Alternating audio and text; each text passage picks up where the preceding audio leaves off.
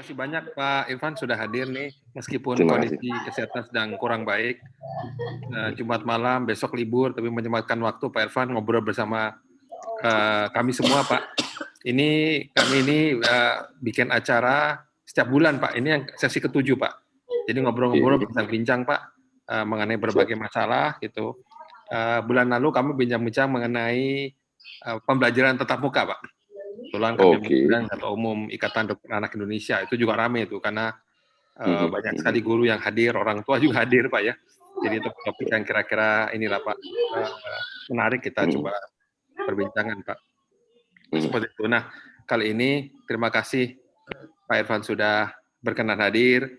Ya kami semua tentu support Garuda Indonesia Pak. Saya konsumen setia Pak. Walaupun udah 2 hari terbang karena COVID Pak, bukan apa-apa, karena pandemi. Terbang dong, aman kok. Iya betul Pak, saya ingin bukan Garudanya Pak, yang saya pikir hotelnya di sana Pak. Kalau Garudanya saya yakin. Nah kalau hotel itu sekarang sudah banyak yang menerapkan kan ada standar CSHE ya. Iya.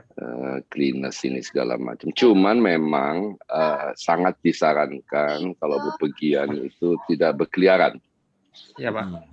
Tidak berkeliaran gitu. Nah memang kayak Bali gitu sudah ramai, tapi tetap aja kesian warung-warung yang Kuta itu sepi sih Pak. Betul, Karena banyak yang memutuskan untuk tinggal di hotel staycation gitu. Ya staycation ya Pak. Boleh dicoba, saya berapa kali kok ke Bali udah. Ya Pak, saya beberapa kali ditawari untuk terbang. Teman saya masih belum berani. Bukan Garudanya Pak ya sekali lagi, tapi hotel di sananya itu gimana ya gitu. Kalau Garuda kan sudah banyak cerita lah Pak, sudah pakai filter semua saya sudah. Kalau itu saya nggak masalah gitu Pak. Hanya di hotelnya itu kontrolnya itu agak kurang yakin. Salam kenal Pak, nama saya Roy Pak, saya partnernya Pak Budi. Salam kenal Pak Roy. Ya. Ada beberapa kawan Bapak, kawan saya juga sih katanya mau ikut nih Pak. Iya kemarin ada yang bilang gini, wah itu kakak kelas saya di SMA Bulungan ya Pak ya? SMA nggak pernah di Bulungan saya. Di mana Pak ya? SMA berapa? Saya di Bandung kebetulan. Bandung Pak, Bandung. Iya. Langsung mau ikut Pak. Wah saya mau ikut Ya nih mantan rektor Pertamina nggak ikut nih Pak Maloka. Enggak Pak, udah saya kabarin Pak katanya. Udah saya kabarin salam Pak. Partner saya in crime di MWA ITB. Betul. Iya betul. Salam Pak, tadi saya sampaikan Bapak nggak hadir, salam aja buat Pak Irfan katanya. Oh iya baik saya sampaikan, sampai lupa saya. Pak Irfan diingatkan. Iya sama-sama di MWA Pak, ITB Pak ya. Ya masih Pak, masih komunikasi sering. Saya juga satu tim sama beliau masih Pak di Dikti Pak. Jadi sering komunikasi masih. Jadi Bapak di ITB itu angkatan tahun berapa Pak kalau boleh tahu Pak? Saya masuknya 82. Jadi sedikit di bawah Pak Akmaloka, tapi sama dengan Pak Rektor sekarang. Ya Pak Mirat ya. Satu angkatan ya. Cuman kalau beliau ini pintar-pintar, saya nih 6,5 tahun sekolahnya, jadi lulusnya 89.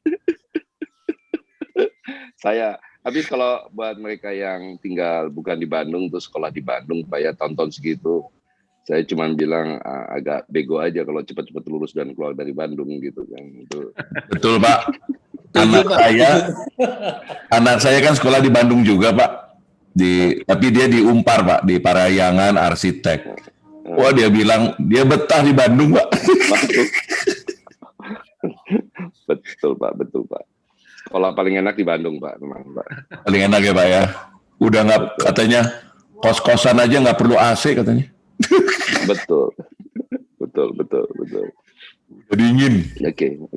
Ini udah bapak-bapak Pak Irfan, bapak-bapak dan ibu sudah mulai hadir Pak. Nanti mungkin ini sudah beliau orang hadir ini sudah memberikan pertanyaan Pak dan sudah kami share, sudah kami berikan ke Bapak. Tapi nanti mungkin Pak ada pertanyaan-pertanyaan lain. Saya Bapak dan Ibu mohon gunakan fitur chat Pak, Bapak dan Ibu ya. Apa ada pertanyaan yang Bapak dan Ibu masukkan pertanyaan itu sudah kami coba gabungkan, kami supaya nggak terlalu banyak ya. Yang mirip-mirip Pak Irfan sudah kami grouping, juga kami berikan ke Garuda dan sudah dipilih beberapa, mungkin ada beberapa yang lain gitu. Baik Pak, untuk tidak membuang waktu kita mulai saja Pak Irfan ya. Monggo. Baik Pak Roy, silakan Pak Roy. Ya, selamat malam Pak Irfan.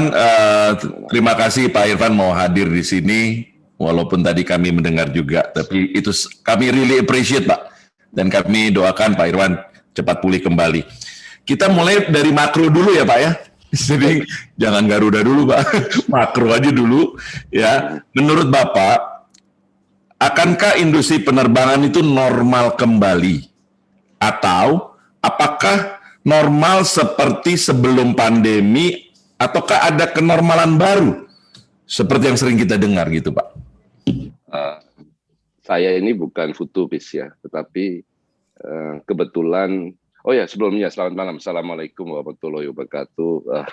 Salam sehat gitu ya. Jadi menjawab pertanyaan Pak Roy gini, saya ini bukan futuris, tapi kebetulan selama 1 tahun selama pandemi ini memimpin Garuda, saya tuh menyempatkan diri lah untuk turun ke lapangan, ketemu dengan para pelanggan, menjawab komplain pelanggan, baik itu lewat WhatsApp maupun Instagram, DM maupun macam-macam lah gitu kan. Kalau ditanya, menurut saya sih nggak akan kembali ke normal, ya kan. Tetapi mungkin kita pakai istilahnya ada kenormalan baru ya Pak ya. Kenapa saya katakan itu? Karena memang betul di banyak kelompok masyarakat ada semacam ketidakpedulian gitu ya. Jadi mengenai bepergian gitu. Tapi saya menengarai baik itu di semua strata masyarakat yang bepergian, ini ada perubahan behavior, ada perubahan cara memutuskan dan memilih bepergian seperti apa gitu kan. Itu yang pertama Pak ya. Yang kedua, banyak yang meramalkan dan saya kalau internasional saya sepakat, tapi kalau domestik saya nggak terlalu sepakat. Yaitu banyak yang meramalkan bahwa bisnis traveling itu akan menurun. Apalagi kita jadi makin biasa menggunakan Zoom atau Teams dan yang lain-lain. Kalau untuk domestik saya nggak terlalu percaya. Kenapa? Karena kebetulan memang kehidupan atau model kehidupan kita ini kan kalau nggak tatap muka nggak nyaman gitu kan Pak. Betul Pak. Cuman mungkin perlu memang pasti akan dikurangi. Jadi kalau dulu misalnya kita menyaksikan banyak sekali warga negara kita yang PP Jakarta Surabaya setiap minggu mungkin akan dikurangin, tetapi itu tidak akan drastis hilang gitu. Tapi kalau international travelers ya itu diramalkan oleh banyak pihak akan jauh berkurang. Nah yang menarik ini memang adalah Indonesia, kita punya domestic market yang sangat-sangat kuat untuk yang namanya industri penerbangan. Bulan Desember kemarin ketika sudah hampir 8 bulan pandemi, itu penerbangan domestik kita udah hampir setengahnya dibandingkan 2019, mungkin udah lebih 60% dibanding 2019 ya. Cuman ketika mulai terpapar lagi, kemudian ada banyak persyaratan yang berat dalam soal bepergian seperti antigen, mulai menurun kembali. Tapi internasional nggak akan belum balik juga Pak. Jadi itu. Yang kedua, internasional itu mungkin akan, saya meramalkan ya ada beberapa hal. Yang pertama adalah hub model jadi nggak menarik gitu. Jadi kalau Bapak mau pergi ke Amerika atau ke Eropa, mungkin Bapak akan milih penerbangan langsung karena transit itu dulu sebuah pengalaman yang menyenangkan, bepergian transit terus kemudian turun dari pesawat setelah 6 jam, 7 jam, terus kemudian kita muter-muter di airport, cari gate baru lagi, kemudian naik lagi gitu. Tapi hari ini nampaknya itu jadi sebuah situasi yang agak mengerikan, seperti misalnya teman-teman saya yang kebetulan ngambil paket vaksin ke Amerika gitu ya, mendarat di Singapura, di transit di Singapura, itu agak deg-degan ketika ada rombongan pesawat dari India datang gitu kan, gerombol orang India datang, waduh gitu kan, pada saat situasi di India agak chaos lah kemarin ya. Jadi ada sikap yang itu. Yang kedua, mainstream tourist destination akan jadi hit lagi. Kemarin kan sebelum pandemi itu kita mulai menyaksikan orang bepergian ke non mainstream destination seperti kayak Maldives, Ya. Iceland, Nepal, terus apa tuh? Ada yang ke Nepal. Nepal, orang mulai aneh-aneh nanya-nanya begitu pergi situ. Tapi nampaknya diramalkan dan saya juga perkirakan bahwa itu akan jauh berkurang dan orang kembali lagi ke mainstream jadi kayak Paris, London, Rome, Barcelona, Bangkok dan sejenisnya. Tapi kembali lagi ini perlu kita lihat di ke depan. Tapi yang jelas tidak akan normal lagi, tidak akan kembali lagi. Ya. Baik, terima kasih Pak Irfan. Nah, sekarang ini kan kondisi ya boleh dikatakan normal tidak, new normal juga belum Pak, maju mundur Pak ya. Nah, apa strategi Garuda di tengah situasi yang penuh ketidakpastian seperti saat ini Pak? Oke, pertama tentu saja Garuda ini kan menarik enggak gitu. Kita nih airlines yang somehow somewhere harus berkompetisi dengan airlines lain dan kita sudah kadung memilih segmen full service ya. Sementara market ini kan lebih banyak LCC di seluruh dunia gitu. Itu yang pertama. Tapi yang kedua ini kita BUMN. Sejarah kita udah 72 tahun yang lalu dan waktu didirikan kan mandat kita adalah menghubungkan kan suku-suku bangsa di Indonesia, memperkenalkan Indonesia keluar. Jadi kadang-kadang situasi seperti ini akan sedikit menantang buat kita gitu, apalagi di situasi kayak pandemi ini. Jadi saya mungkin bisa share sama bapak-bapak dan ibu sekalian bahwa kita nggak pernah berhenti terbang selama pandemi ini ya kan. Ya. Kita tetap terbang ke lokasi-lokasi atau destinasi-destinasi yang kita janjikan kita terbang gitu kan. Cuman memang pelan-pelan kita kurangi frekuensinya gitu kan, karena memang banyak yang cancel, banyak yang membatalkan penerbangan. Pada waktu seperti kayak Lebaran kemarin gitu, dan ini udah berapa kemarin pada waktu ada larangan mudik oleh pemerintah, airlines yang lain tutup aja, nggak bilang nggak beroperasi aja gitu kan. Kita kan nggak bisa begitu kan, karena mandat itu harus kita pertahankan. Jadi memang agak berbelu. Jadi ada penerbangan yang isinya mungkin cuma 5 orang, 10 orang gitu.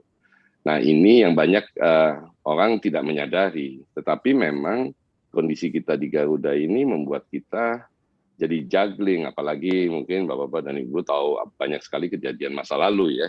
Yang pada waktu saya masuk, saya terima. Saya bukan polisi yang mau coba lihat ke belakang dan menyalahkan ke belakang. Tetapi memang kalau kita lihat di atas kertas, situasi Garuda itu dari sisi cost structure-nya itu mungkin salah satu yang paling mahal di dunia. Dan memang akhirnya seperti kayak pada waktu debat Pilpres Pak Jokowi dengan Pak Prabowo mengatakan, oh Garuda hanya bisa untung kalau diisi 140%, 100% di dalam, 20% di pesawat, di sayap sebelah kanan, 20% di sayap sebelah kiri gitu kan. Ya memang cost structure kita terlalu tinggi akibat keputusan-keputusan masa lalu. Jadi strategi kita melihat ke depan dengan kondisi seperti itu tentu saja pertama kita mesti tetap menservis pelanggan ya, kebutuhan-kebutuhan pelanggan. Yang kedua kita memang harus beberes lah, dan mungkin banyak yang juga mengikuti perkembangan Garuda terakhir hari ini, kita sudah mulai bicara mengenai restrukturisasi total Garuda gitu untuk menyingkapi situasi ini yang berkepanjangan. Ya, terima kasih Pak penjelasannya. Memang Garuda itu, kalau saya Pak ya, Garuda itu selalu di hati Pak. Ya, dalam arti, betul Pak. Saya terus terang, kalau saya terbang dengan Garuda, itu saya doanya sedikit Pak. Tapi kalau saya terbang dengan airlines lain, doa saya lebih banyak Pak, lebih kusuk lah. Jadi istilahnya saya aman lah, nyaman lah terbangan Garuda. Jadi banyak juga Pak, kita tidak menginginkan Garuda ini tidak terbang ya Pak ya. Istilahnya begitu. Kita ingin tetap Garuda ini terbang. Nah oleh sebab itu Pak, tadi kan kalau kita lihat dari sisi bahwa adanya resiko, cost yang begitu besar, segala macam, dan Bapak mau melakukan banyak strategi. Pertanyaan berikut gini Pak, di tengah krisis seperti ini, Bapak melihat peluang nggak untuk Garuda Pak? Masih ada peluang nggak nih untuk ada peluang-peluang atau opportunity yang bisa diambil saat ini, Pak? Sangat melihat peluang dan beberapa peluang. Pertama adalah dalam sisi peningkatan profitability. Tentu saja saya beserta teman-teman, keuntungan dan kekurangan saya ini kan saya nggak ngerti airlines, Pak, ya kan? Tapi jadi sewaktu saya masuk, saya sampaikan ke teman-teman di Garuda, saya nggak ngerti airlines gitu. Tapi saya kasih tahu Amanda bahwa Pak Erik nggak salah milih saya. Mereka juga bingung juga gitu kan. Saya cuma kasih tahu sama mereka bahwa pengalaman saya itu udah 55 tahun terbang, dari umur saya 2 bulan sampai umur saya tahun lalu masuk gitu kan.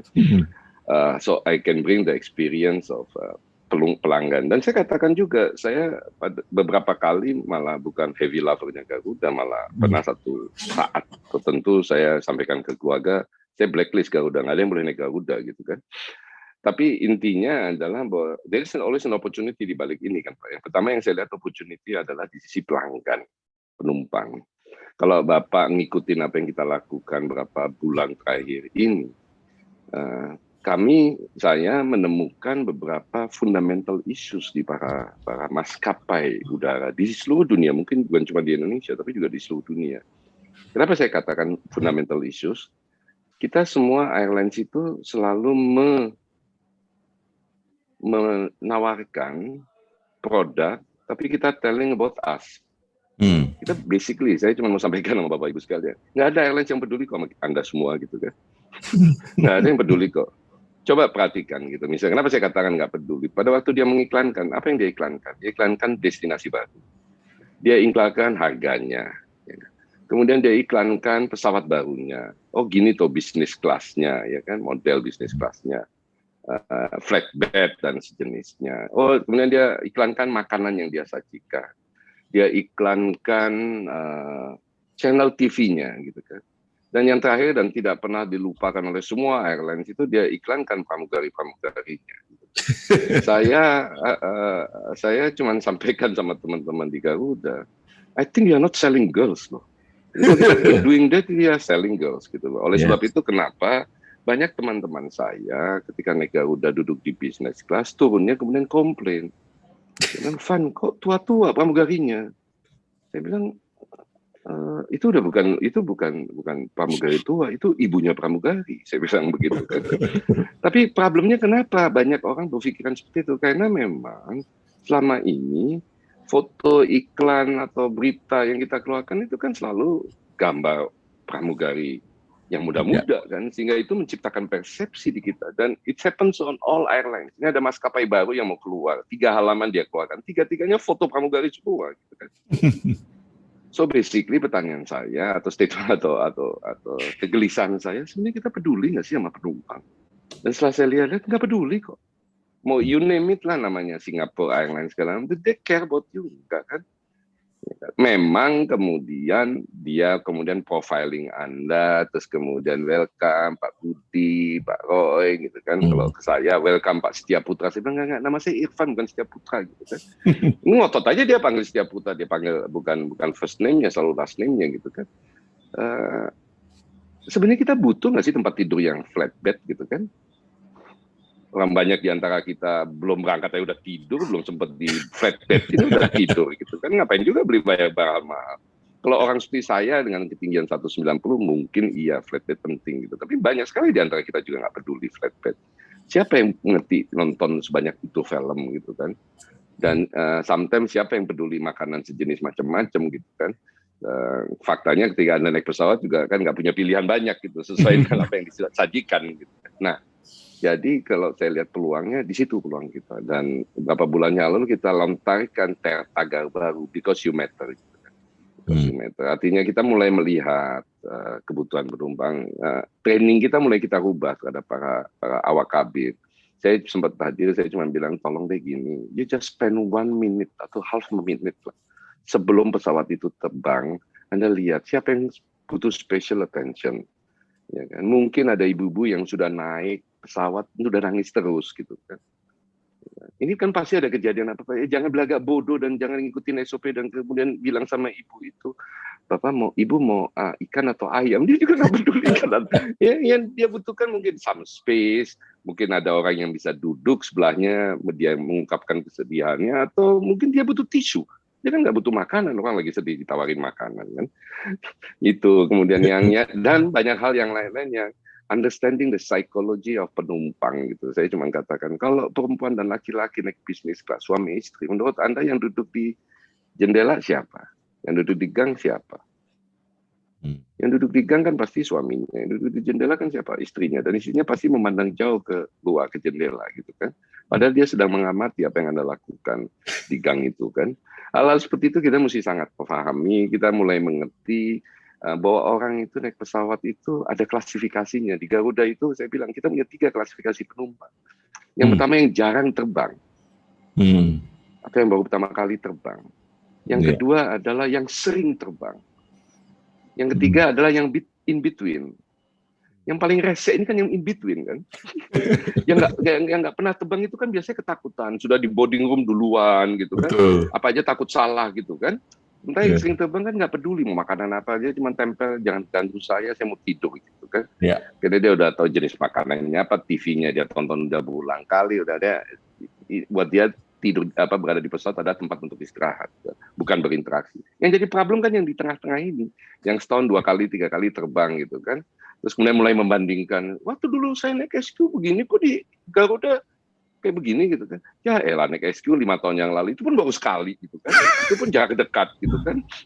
Terus membanding-bandingkan, nah yang kayak gini-gini, saya minta semua orang di Garuda tuh mulai understand, dan disitulah kekuatan kita. Understanding the needs and the background of people yang naik. Nggak gampang, tapi kalau kita mulai coba mengerti itu yang the beauty-nya. Yang kedua kargo ya, Bapak Ibu sekalian, pesawat itu dibagi 2, atas penumpang bawah kosong, belly ya. Belly itu untuk barang. Gitu. Garuda strangely nggak pernah fokus ke situ.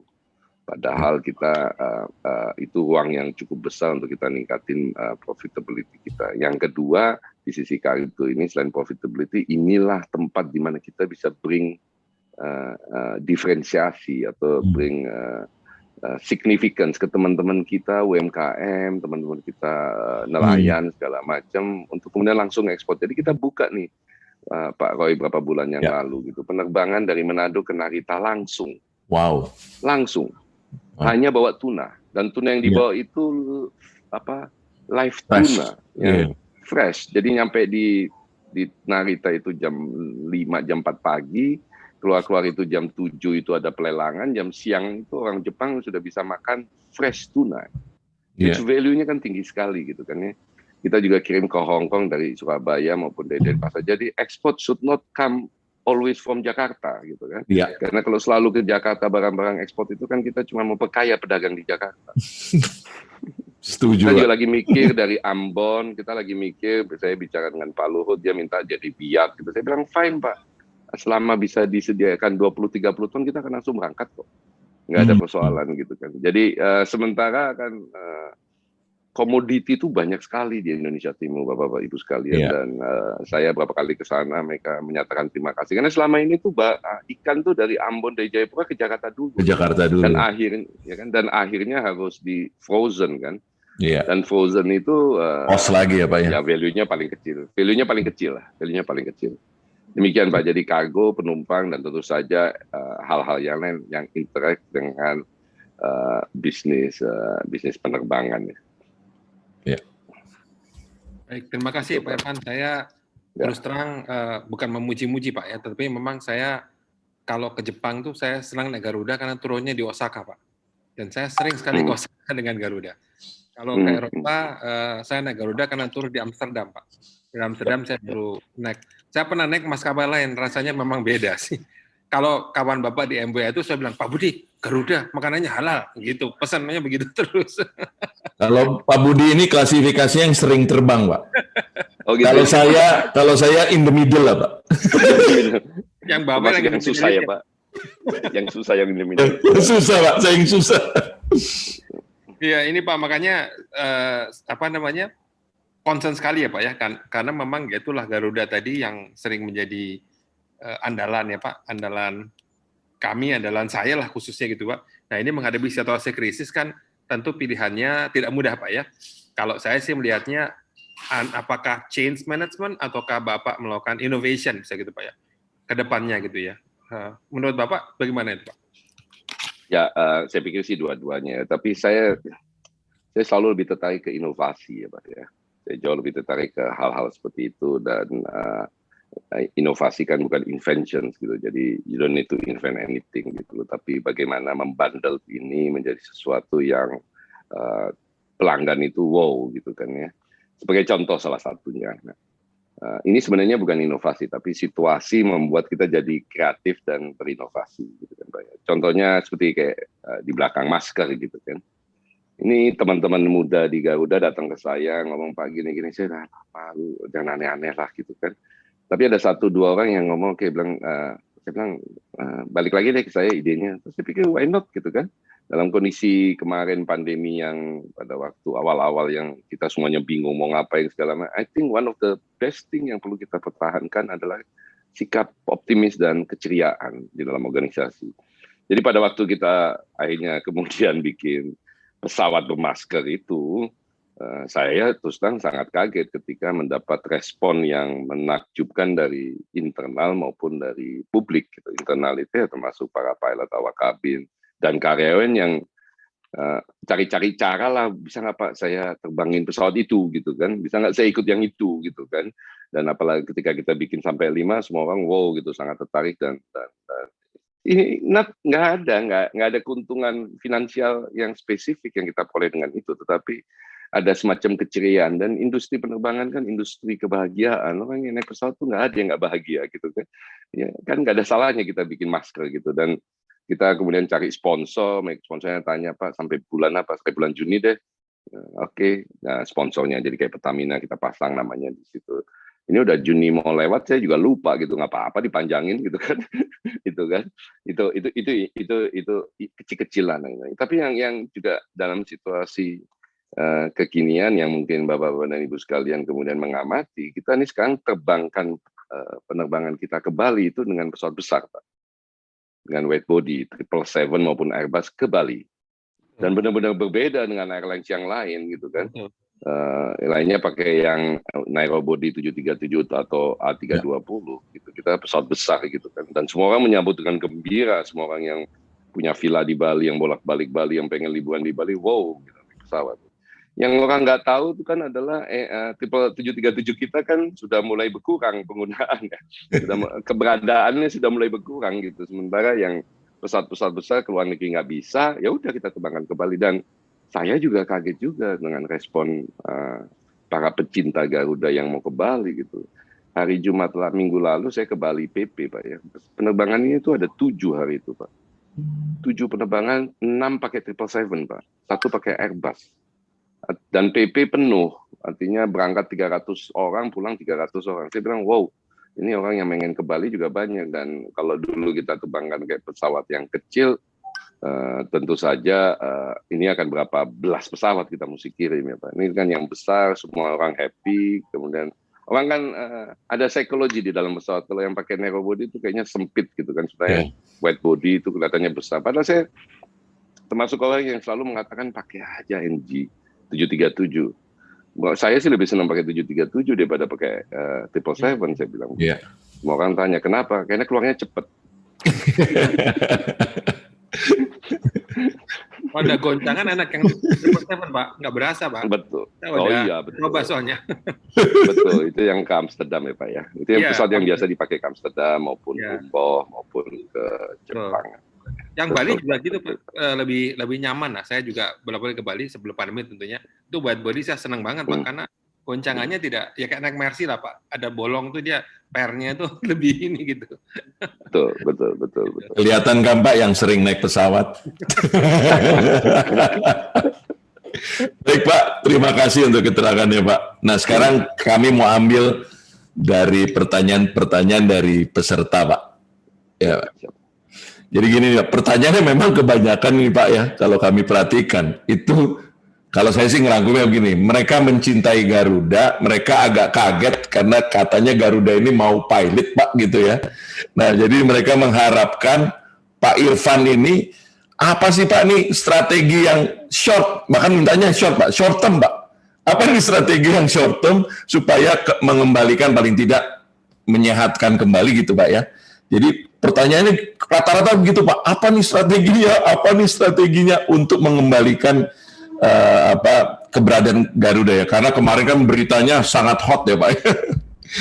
Silakan Pak Irfan. Ya, saya nggak tahu nih. Kadang-kadang juga menyesal juga di Garuda gini. Apa aja juga jadi berita gitu kan. dan yang lebih mengagetkan saya, berita itu kan asal muasal rekaman pembicaraan di town hall meeting gitu kan. Ya kalau town hall meeting dengan karyawan kan, kita kan sebagai leaders kan harus sangat transparan dan menceritakan apa adanya gitu kan. Tapi ketika ini masuk ke publik, saya juga wow. Nah, kok enteng sekali nih teman-teman, tapi ya sudah gitu ya, damage has been happen, tapi ya saya akhirnya juga gunakan ini, saya ini tipe orang yang begini, di balik kesulitan kita putar balik lagi mana menjadi sebuah opportunity gitu kan. Akhirnya saya gunakan ini juga sebagai sebuah opportunity untuk menjelaskan secara lebih terbuka situasi Garuda. Sebenarnya kalau diperhatikan dari beberapa bulan lalu saya sudah mulai kirim-kirim sinyal sih Pak ya. Cuman kan orang kadang-kadang kan suka negligence baik orang internal maupun di luar. Contohnya adalah kan very clear nih, industri kan babak belur di sana sini, kok Garuda masih terbang, there must be something. Saya sudah beberapa kali di press release saya menyampaikan lah upaya-upaya kita perbaikan struktur finansial gitu, tapi ya cuma dilihat ujungnya itu, padahal bottom line-nya nggak dilihat. Nah, terkait dengan Garuda, situasi ini kan tidak bisa dinafikan utang kita besar. Tapi utang besar ini juga dikontribusi, salah satu bukan semuanya, oleh aturan PSHK baru 73, yang kemudian kita kan mayoritas alat produksi kita yaitu pesawat kan kita sewa, dan PSHK 73 itu kan semua ditarik gitu kan. Ya tentu saja jadi kelihatannya seolah-olah begitu besar hutang. Itu yang pertama. Yang kedua adalah sebelum pandemi ini memang sudah ada hutang gitu kan. Sudah ada hutang, dan kita di beberapa event dan nanti pasti di public exposure kita akan sampaikan lebih detail berapa besar hutang yang tercipta selama 2020 ketika pandemi terjadi. Saya tidak mengatakan itu sesuatu yang hebat gitu atau ini, tapi memang itu fakta gitu. Dan apa yang kita lakukan masuk di dalamnya upaya-upaya kita dari awal memastikan bahwa expense kita turun. Jadi kita sudah negosiasi sewa pesawat yang in total sekitar 11 juta, 12 juta sebulan, in total dalam setahun bisa sampai 140 juta dolar saving yang kita bisa lakukan. Terus kemudian kita juga melepas, istilahnya melet go sekitar 2.000 karyawan. Jadi in total ada sekitar 20 juta saving per bulan, yang dan segala macam expense yang kita tahan, kontak kita review semua. Jadi lots of things has been done tahun lalu gitu ya, dan mengakibatkan keuntungan hutang menjadi sebesar itu. Tetapi kita sebenarnya mulai 2021 dengan kondisi jauh lebih optimis, dengan harapan trafficnya membaik gitu kan. Dengan harapan ternyata trafficnya memburuk dibandingkan Desember, dan nggak kelihatan ada tanda-tanda membaik gitu loh, sehingga ini menjadi penumpukan dan kita berada pada satu posisi di mana tidak punya pilihan lain untuk melakukan restrukturisasi dari kita punya debt, tapi juga financial restructuring, tapi juga operational restructuring. Artinya kita akhirnya mau nggak mau mesti menyadari bahwa dari pesawat yang kita miliki sekitar 142 yang kita miliki, yang kita operasikan, kita nggak bisa terbangkan semuanya gitu loh. Dan kalau kita nggak bisa terbangkan semua, kan infrastruktur yang dibangun untuk 140 pesawat kan nggak bisa itu. Nggak bisa sebesar itu, baik itu orang maupun gedung, kantor, dan sejenisnya, kan nggak perlu sebesar itu lagi. Gitu. Nah disinilah kemudian di dalam perjalanannya banyak komen yang terjadi. Sebenarnya sederhana aja. Diskusi kita dengan pemerintah sebagai pemegang saham terbesar. Jadi Bapak Ibu sekalian tolong difahami bahwa Garuda ini 60% dimiliki oleh pemerintah, 28% dimiliki oleh CT Corp, sisanya publik. Ini PT, ini TBK ya, jadi ini public company. ADRT kita menyatakan ini single majority, artinya kalau pemerintah mau melakukan sesuatu, pihak yang lain nggak setujuin nggak bisa dieksekut gitu kan. Jadi harus selalu kita melakukan komunikasi, dan saya juga mau mengkoreksi misalnya pandangan beberapa orang bahwa CT Corps ini nggak kooperatif, sangat kooperatif, mereka sangat kooperatif untuk mencoba mencari solusi. Tapi kan harus dibicarakan solusi-solusinya. Nah, pemerintah itu punya 4 opsi. Jadi banyak orang yang bertanya sama saya cuma katakan, kita nih manajemen, ada domain pemegang saham loh, tolong difahami gitu ya. Dan sebagai pemilik, pemerintah melempar 4 opsi yang juga muncul di publik yang saya bisa nyampaikan hari ini. Opsi pertama adalah di bailout habis, seperti SQ gitu kan ya. Berapa utangnya ditutupin, berapa ini segala macam. Opsi nomor 4, saya ngomong itu dipilotkan. Ya sudah, biarkan aja, dilikuidasi lah gitu kan. Pertanyaannya kan adalah pilihan 1 dan pilihan 4 ini bukan pilihan yang bagus. Pilihan 1 ini kita juga mesti menyadari pemerintah hari ini bukanlah pemerintah yang lagi kebanyakan uang. Dan ada banyak hal yang perlu dijadikan prioritas oleh pemerintah. Pilihan 4 tentu banyak yang nggak mau, banyak yang tidak sedia, publik pasti keberatan. Kami dari segi manajemen ini soal harga diri untuk dilikuidasi. Akibatnya kita masuk opsi 2 atau 3. Opsi 2 itu dan 3 pada dasarnya itu adalah opsi restrukturisasi. Yang satu restrukturisasi in court di pengadilan, yang satunya lagi adalah restrukturisasi out of the court gitu. Hari ini saya ingin sampaikan, kita belum conclude juga nih, karena semua opsi ini kan ada risiko ya Pak ya. Yang risiko in court ini bisa jadi kita pilot, tapi risiko yang out of the court bisa jadi berkepanjangan gitu kan. Tapi even 2 opsi yang kita lakukan ini ada syarat yang mesti kita penuhi untuk bisa masuk ke dalam ruang negosiasi untuk restrukturisasi. Yang pertama adalah kita mesti mengajukan proposal kan kepada kreditur kita. Misalnya Bapak, saya hutang 100 perak sama Bapak, terus saya minta keringanan bagian dari restrukturisasi, saya kan mesti kasih proposal ke Bapak. Yang 100 itu jadi ini deh, jadi ini, atau saya cuma bisa bayar sini, take it or leave it, tapi bisa juga saya ganti saham, saya ganti instrumen ini segala macam tetek bengek lah. Nah itu kan mesti dibahas, mesti dipikirkan sama-sama, dan kita sudah undang beberapa advisor yang spesial di beginian. Tetapi ini semuanya juga mesti dipenuhi dengan gambaran kepada kreditor sama siapapun, bahwa Garuda ke depannya akan begini loh. Jadi orang kan, oke lah saya nyerah lah, saya ikutlah maunya Garuda, karena saya percaya Garuda akan dibawa ke sini gitu. Asal jangan oke lah saya percayalah sama Garuda, asal dirutnya Irfan terus, itu susah saya yang susah gitu kan. Tapi kalau nanti Garuda begini ya. Nah kita kan mesti bikin story itu meyakinkan Pak ya, meyakinkan, masuk akal, dan ini yang sangat penting gitu. Dan kayaknya bakal dikerjain kan. Kalau bikin proposal membayangkan ke depan setiap perusahaan kan kita semua jago gitu kan. Tapi membandingkan sama credibility, kredensial, kemampuan hari ini, bisa nggak lu ke situ gitu kan. Nah ini yang mesti dibangun kan Pak ya. Nah inilah 2 pilihan yang sedang kita tunggu untuk difinalisasi, apakah in court atau out of the court. Tetapi kami dari sisi manajemen menyiapkan nih Garuda ke depan seperti apa, kemudian proposal kita seperti apa. Nah kalau proposalnya di dalamnya misalnya debt to equity, misal ya, ini saya tahunya ada beberapa media, terus jangan mengkot bahwa kemudian proposal dari Irfan ada debt to equity, tapi misal debt equity ya kan mesti persetujuan pemegang saham. Dan kalau pemegang saham dalam hal ini pemerintah Republik Indonesia kan, seperti saya sampaikan kemarin di DPR, saya kan mesti mendapatkan persetujuan politik, karena saham negara kan kedilusi gitu kan. Kalau enggak kan problem saya digunakan, enak aja lu mendilusi saham pemerintah gitu kan. Kita juga mau memastikan bahwa proses ini yang comply, itu juga tidak menjadi masalah 10 tahun lagi gitu Pak ya, Bapak tahu maksud saya lah. Betul. Itu sih Pak, jadi kalau mau ditanya itu, nah hari ini yang kita ingin pastikan adalah bahwa kita tetap beroperasi dengan sekian pesawat yang kita miliki, dengan komitmen rute yang kita ada, kita mungkin juggling, sulap lah, whatever lah Bapak ngomong gitu kan. Kita juggling, tapi satu yang kita nggak akan pernah compromise. Satu yang kita pernah compromise, the safety.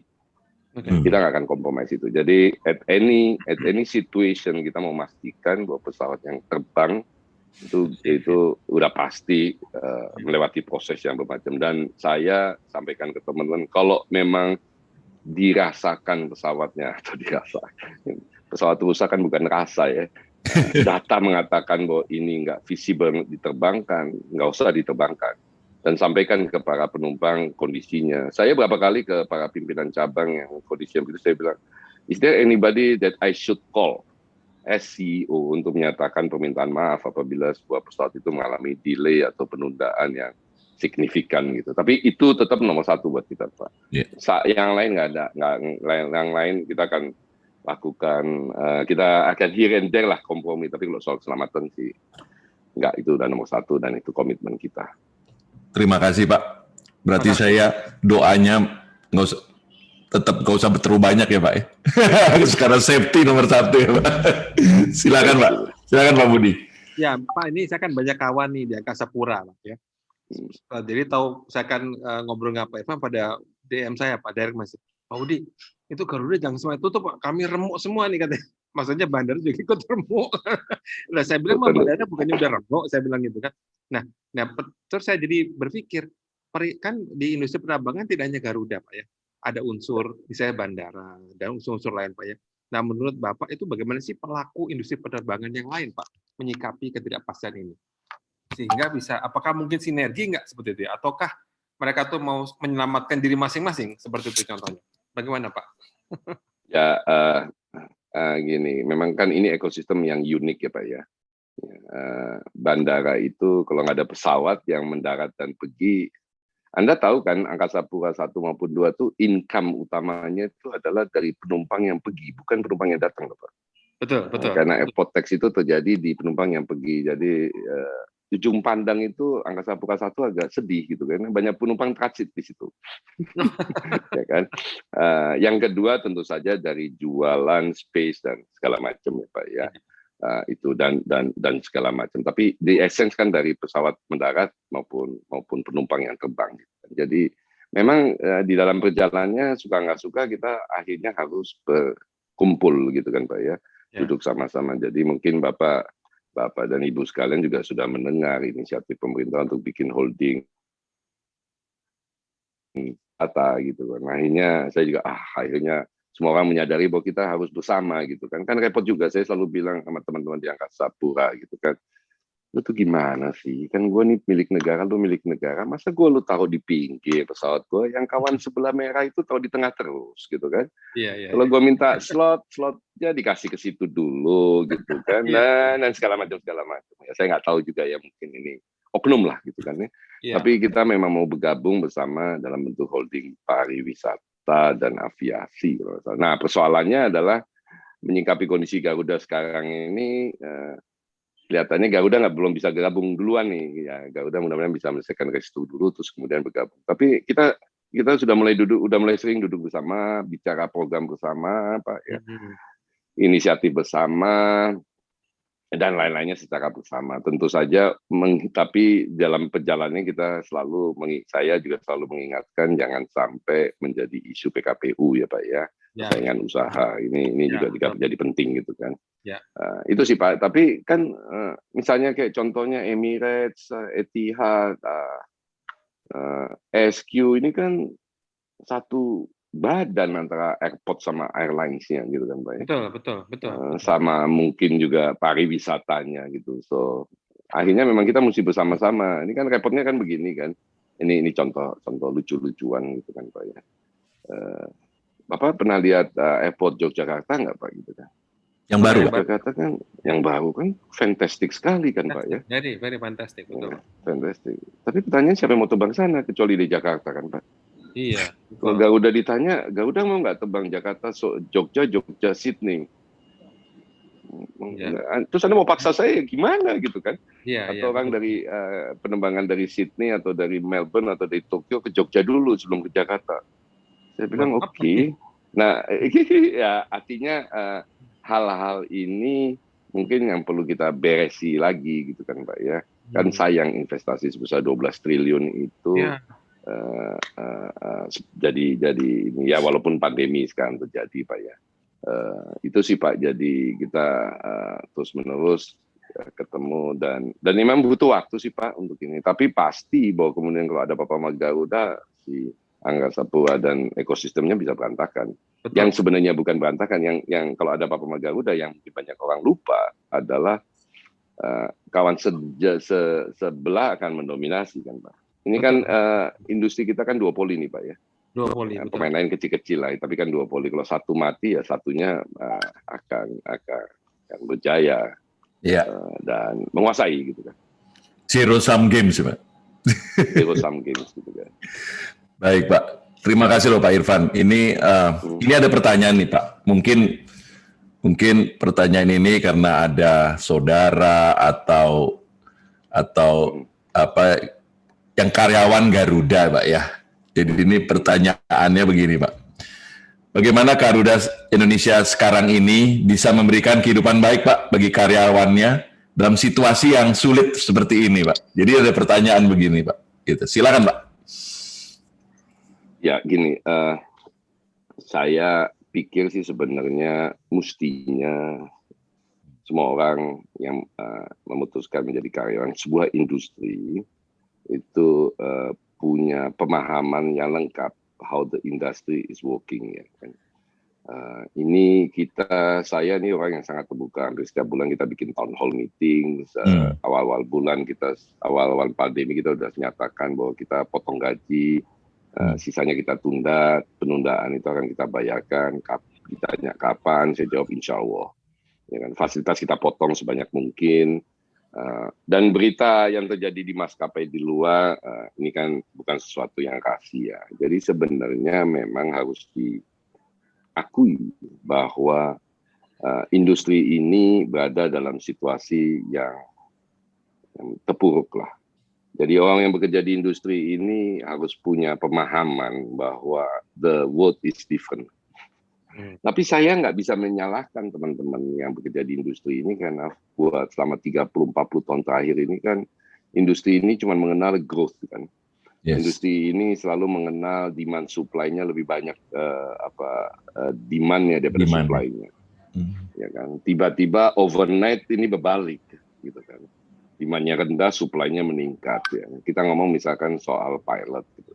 Pilot itu di hampir semua maskapai terjadi pemotongan gitu kan. Dan ini bukan sesuatu yang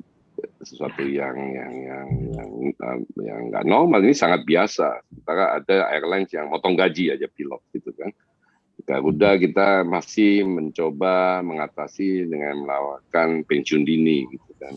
Karena gini, pensiun dini kan kesepakatan dua belah pihak ya, ada sukarela ini segala macam. Tapi memang saya kadang-kadang juga suka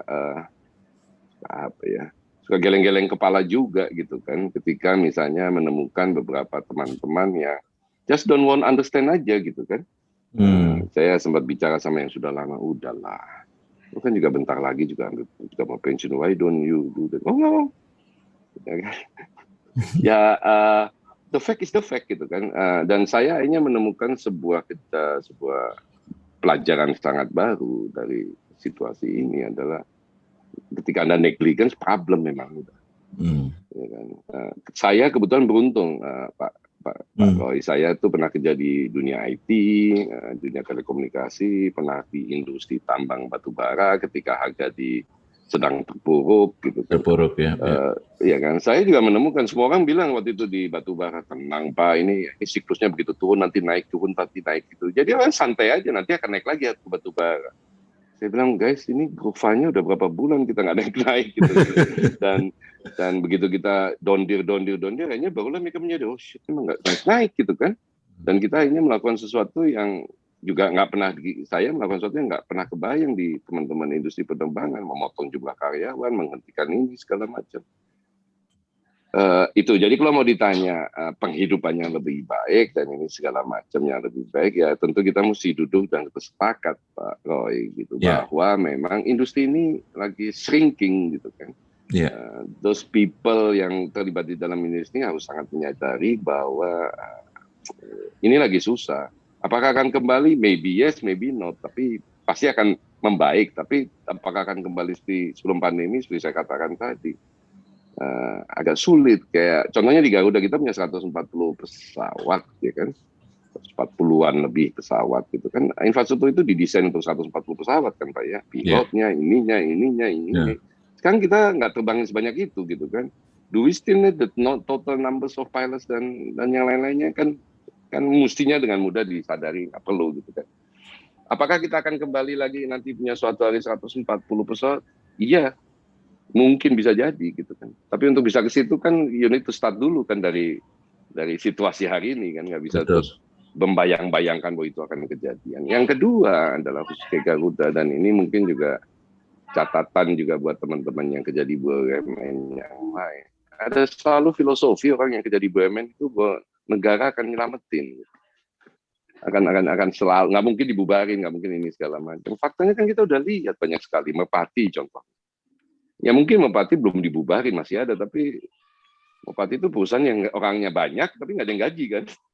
Tuan duitnya nggak ada dari mana gitu. Belum kita ngomong kertas leces, dan dulu pernah tahu nggak kan ada perusahaan BUMN es batu gitu kan. Yeah. Pembuat es batu gitu kan. Memang pertanyaannya adalah apakah memang selalu negara akan turun tangan dan menyelamatkan BUMN. Ini yang juga perlu disadari gitu kan oleh teman-teman yang bekerja di BUMN. So saya berulang kali menjelaskan sama mereka bahwa you should not think that job security is there anymore. Ya. Terima kasih gitu, Pak.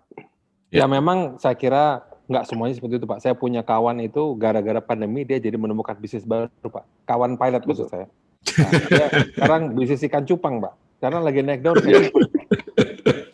Ya karena dia akhirnya mikir dia nggak mungkin menyerahkan Pak. Keahliannya cuma satu, pilot itu kan very spesifik Pak ya. Dia bilang saya nyupir naik motor aja nggak bisa, dia bilang gitu. Bisanya nyupir pesawat. Akhirnya dia berpikir kan, seharusnya menurut saya seperti itu ya Pak. Jadi dia berpikir bahwa ngapain ya? Tentu adalah celengan Pak. Garuda kan pilotnya juga cukup makmur Pak ya. Nah akhirnya dia berpikir kan kita juga lihat misalnya di IG atau di YouTube ya, ada pramugari yang jualan sesuatu Pak ya, lontong Medan atau apalah gitu Pak ya. Ya artinya ya memanfaatkan skillnya kan, dia tidak menyalahkan keadaan gitu Pak.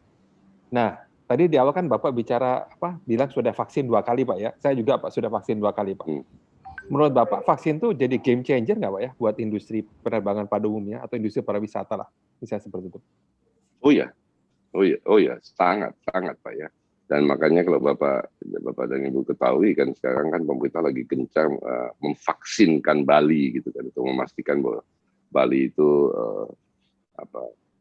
semuanya tervaksin. Memang saya kebetulan berteman dengan Pak Menteri Kesehatan, kebetulan beliau adik kelas saya gitu, kita sering komunikasi. Memang the biggest challenge selama berapa bulan terakhir ini kan adalah tersedianya vaksin Pak ya. Tapi memang Juli onward beliau mengatakan bahwa vaksin sudah mulai banyak gitu kan. Jadi kita mesti kejar-kejaran nih soal vaksin ini. Saya juga cukup surprise ketika mendengar bahwa belum banyak yang tervaksin. Tapi memang ketersediaan vaksin. Nah, Juli onward ini rasanya kita sebagai bangsa mesti duduk sama-sama, mesti fokus sama-sama untuk mempercepat proses vaksin ini. Kenapa? Karena dengan tervaksin tentu saja Anda bukan berarti tidak terpapar seperti kayak saya begini, tapi kans untuk kemudian jadi sembuh kan jadi lebih besar gitu kan ya. Dan mudah-mudahan, mungkin sempat dengar berita tadi pagi, saya sempat dengar berita Singapura is planning to treat ya COVID-19 kayak influenza biasa gitu kan. Yeah. Jadi ini jadi penting. Kenapa? Karena kemudian kepercayaan masing-masing orang meningkat. Dan kalau meriang-meriang, hari ini kan meriang-meriang saya nih meriang-meriang terus di tes antigen, di tes PCR, terus positif. Repot juga nih kan kalau ini kan, kalau setiap meriang ini kemudian dites terus positif gitu kan. Yeah. Tapi ya ini yang akan jadi game changers, dan kalau kita telat atau lambat ya memang akan makin lambat recovery industri ini. Ya kalau di-share situasi yang kita hadapi di industri penerbangan ini, ya kita kan punya banyak syarat segala macam. Tapi saya juga suka geleng-geleng, misalkan surat antigen dipalsuin gitu kan. Ini kan jadi repot kita semuanya kan. Betul, didagangin Pak, ada yang jualan Pak. Didagangin gitu kan. Sama kayak surat izin sakit. Betul. Ini kill everybody lah. Terus kemudian orang berkerumun, orang yang nggak mau divaksin ya. Ini kan jadi masalah ke yang lain. Kami waktu itu pilot sama awak kabin sama manajemen pertama kali divaksin. Saya katakan, pokoknya kalau ada pilot sama awak kabin yang nggak mau divaksin atas alasan apapun, saya nggak mau dengar, saya grounded. Saya nggak mau dengar gitu, saya grounded aja, saya nggak mau dengar gitu kan. Anda mau keluarin ayat apa, saya nggak mau dengar gitu kan. Bukan apa-apa menurut saya, vaksin itu is not a choice. Kan ada undang-undang yang Anda harus divaksin. Tapi kalau Anda nggak mau divaksin karena alasan tertentu ya nggak apa-apa juga. Saya juga bukan pemaksa, tapi for sure Anda nggak bisa terbang.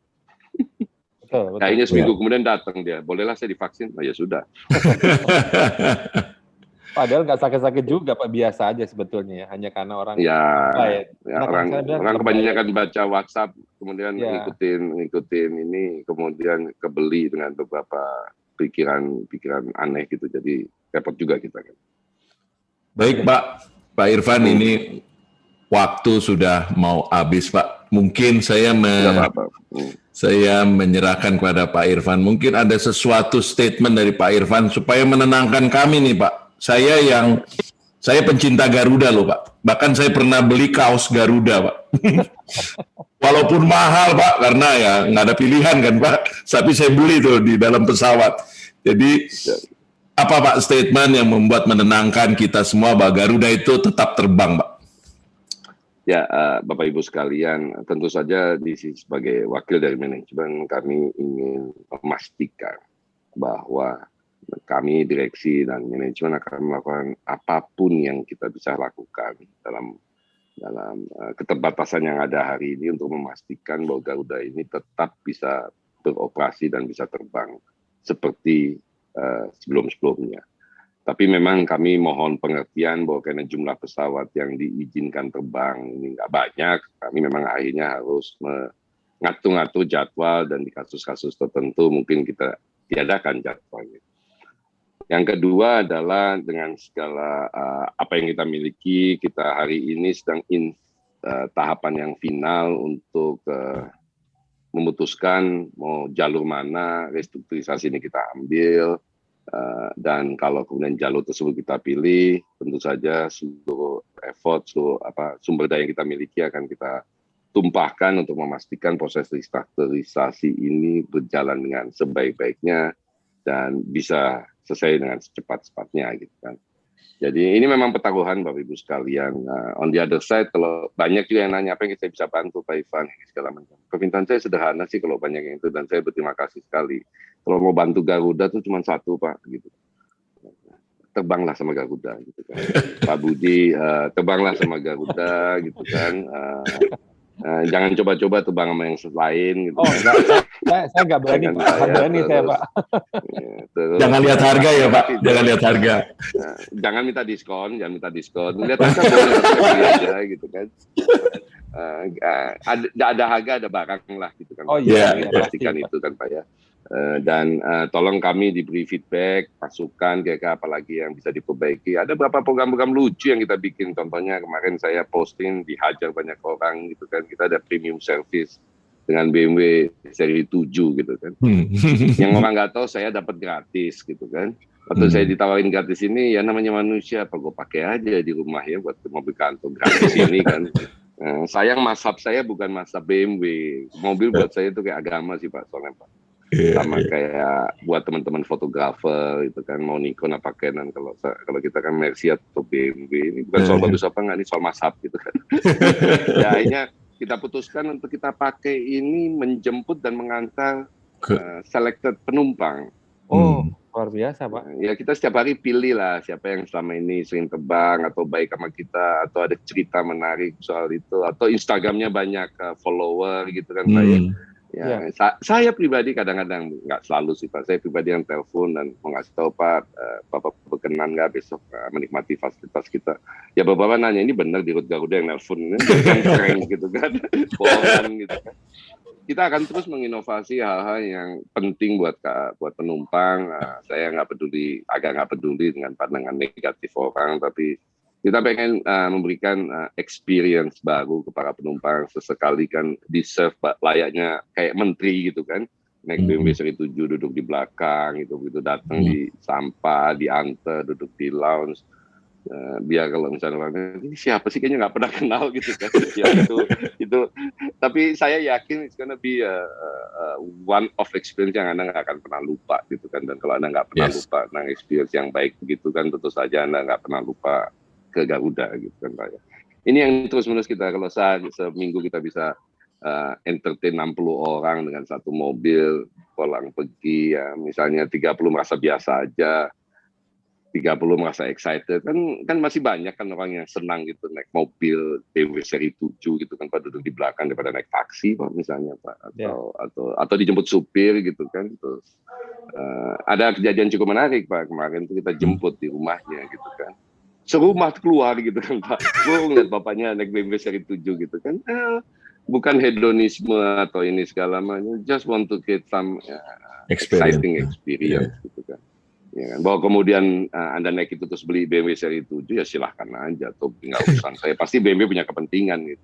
Saya berharap Mercy juga nanti ngasih, Lamborghini ngasih, ya udah kan enak aja kan. Jadi kita nggak keluar biaya, semua orang bisa menikmati fasilitas itu. Jadi Bapak Ibu sekalian, mohon dukungannya, supportnya, doanya. Tentu saja kita akan lakukan apapun yang kita bisa lakukan untuk memastikan Garuda ini beroperasi terus, dan kalau ditanya mau bisa bantu apa, mohon terbang dengan Garuda, ya Pak ya.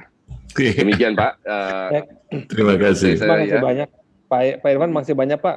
Waktu kita sudah habis Pak. Terima kasih sudah hadir Pak. Terima kasih atas jawaban Bapak yang simpatik pada malam hari ini.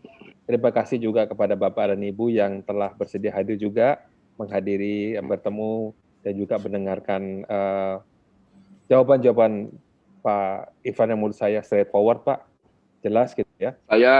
Saya barusan kirim nomor handphone saya. Jadi kalau Bapak Ibu sekalian ada kebutuhan Garuda atau ini, monggo. Saya cuma mohon maaf kadang-kadang terlambat jawabnya, tapi itu benar ya, benar.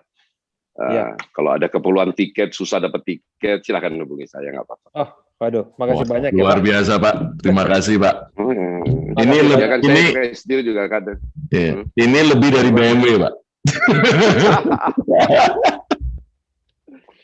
Silakan loh Pak kalau misalnya nggak ada tiket ini, tapi mohon kasih tahu karena memang kita kan dalam kondisi sekarang memang agak padat gitu Pak ya, jadi tapi mohon kalau ada apa-apa bisa sampaikan ke saya. Kalau ada feedback juga, maki-maki juga silakan Pak.